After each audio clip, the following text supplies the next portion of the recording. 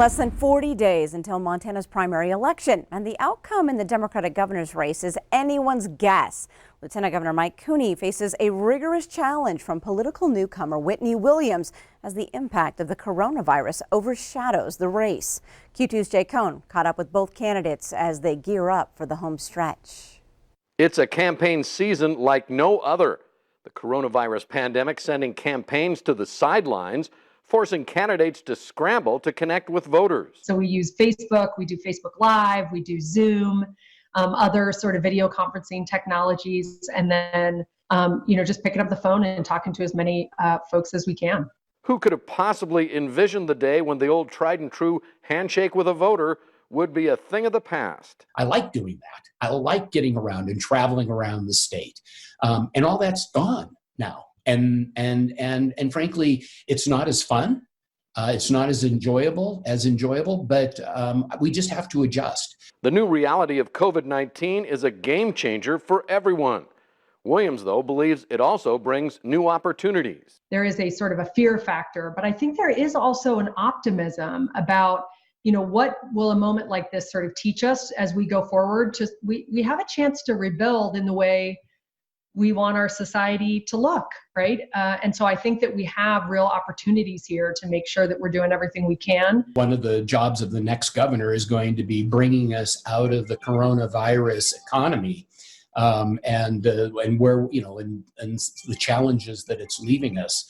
And so I think the next governor is going to have to be very well prepared to pick the ball up and get running with it immediately on day one. And I would argue that puts me in a pretty strong position since I've been in this job. I'm working side by side with the governor on this, and there won't be any on-the-job training. I'll be able to just keep working hard. Montana's response and rebound from the pandemic is the issue of the day, and both Democratic hopefuls believe they are well positioned to win come November. How can I win in November? Well, I can win because, first of all, I think we're right on the issues. I think that, I have a record of fighting for health care, Medicaid expansion, making sure that, 100,000 Montanans have access to health care. We're fighting to reduce the cost of prescription drugs. We have a plan for that. Whereas the other side has voted to repeal the Affordable Care Act, and they've voted to gut Medicaid. I think there's some real distinctions between it. At the end of the day, my hope is that people will say, we need a new generation of leadership. We need someone who's tough enough to sort of stand up to what is going to be, unfolding crises ahead. And we need sort of new ideas and new thinking around how we problem solve in government. As my father, Pat Williams, used to say, there's a genius on every block. And I think that's true. I think we've got all the ingenuity to roll up our sleeves and get this state and this economy working again. So it'll soon be up to voters to decide who's the best person to lead Montana out of the shadow of the pandemic. Those ballots for Montana's first all-mail-in election will be arriving in a mailbox near you in early May.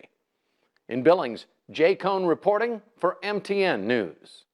All right, thanks so much, Jay. Now, Whitney Williams has picked Culbertson farmer Buzz Matlin as her running mate for lieutenant governor, while Mike Cooney's lieutenant governor pick is Montana House Minority Leader Casey Schreiner of Great Falls.